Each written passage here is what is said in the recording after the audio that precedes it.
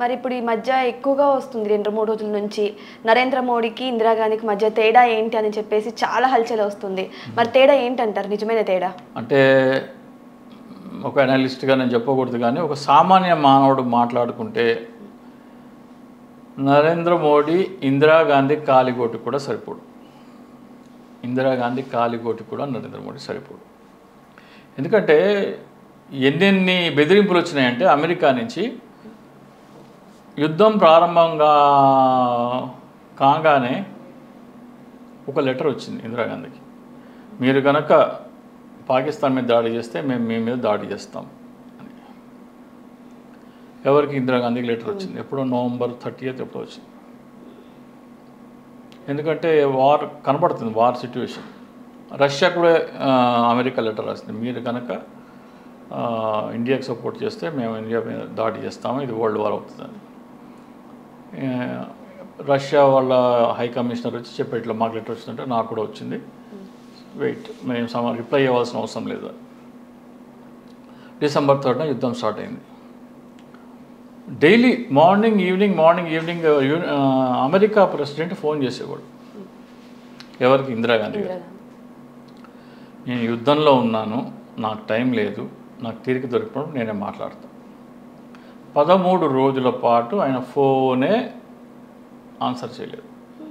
Phone అంటే direct ఇందిరాగాంధీకి రాదు కదా, ఆమె పిఎస్కి వస్తుంది. ఆమె పిఎస్కి వస్తే ఆయన కనెక్షన్ ఇస్తే మాట్లాడాలి. మేడం లేరు, మేడం బిజీగా ఉన్నారు, మేడం వార్ స్ట్రాటజీలో ఉన్నారు, నాకు ఇవ్వద్దు, నేను మాట్లాడు. అయిపోయిన తర్వాత యుద్ధం గెలిచిన తర్వాత అప్పుడు మాట్లాడి, చెప్పండి, ఏదో చాలా రోజుల నుంచి ఫోన్ చేస్తున్నారంట, ఏంటి ఈ విషయము? పనంతా అయిపోయాక పనంతా అయిపోయిన తర్వాత భారతదేశము బంగ్లాదేశ్ స్వతంత్ర దేశంగా గుర్తించిన తర్వాత చెప్పండి నిక్సన్ గారు ఏదో ఫోన్ చేస్తున్నారంట, ఏదో నేను సారీ కొంచెం యుద్ధం ఉంది కదా, నేను దాంట్లో బిజీగా ఉన్నాను, ఏంటి విషయం చెప్పండి అని. That is Indira Gandhi. ఇది అయిపోయిన తర్వాత ఇదంతా మనసులో పెట్టుకొని నిక్సన్ ఏం చేశానంటే, ఒకసారి ఏదో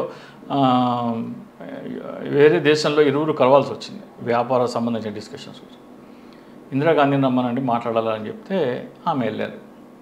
నిక్సన్ లోపల ఉండి వెయిట్ చేయమనండి అని చెప్పి వెయిట్ చేపిస్తారు.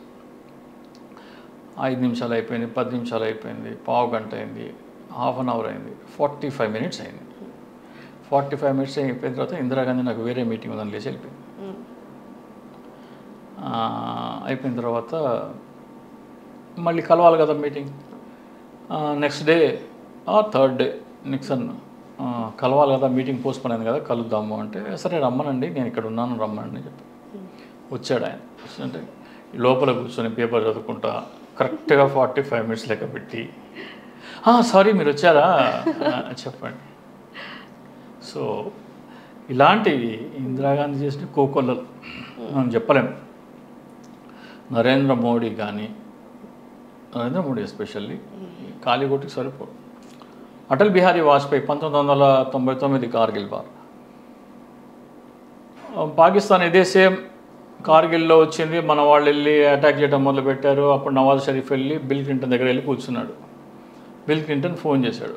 బిల్ క్లింటన్ ఫోన్ చేశాడు ఎవరికి? అటల్ బిహారీ వాజ్పేయి. ఇక్కడ బిల్ క్లింటన్ వచ్చి కూర్చున్నారు, మీరు కూడా వచ్చి మాట్లాడితే సెటిల్ చేద్దామంటే, వాళ్ళ సైనికుడు భారతదేశంలో ఆక్రమించిన ప్రతి అంగుళం ఖాళీ చేసే వరకు నేను మాట్లాడేది లేదు సమాధానం వచ్చింది. సో లాల్ బహదూర్ శాస్త్రి చూసాం, నెహ్రూ చూసాము, వాజ్పేయి చూసాము. వీళ్ళెవ్వరు కూడా నువ్వు అమెరికా అయితే అమెరికా ఉండొచ్చు కానీ నీతో మాట్లాడాల్సిన అవసరం లేదు అన్నాడు. మోడీ 3వ రోజునే జీ హుజూర్ అన్నాడు. సో దీన్ని బట్టి మనం ఎవరేంటి, ఒక కాంగ్రెస్ పార్టీ అని కాదు, ఈవెన్ వాజ్పేయి కూడా దేశంలో మా సైనికులు చేస్తున్న యాక్షన్లో మీరు ఇంటర్ఫియర్ కావద్దు అని చెప్పారు.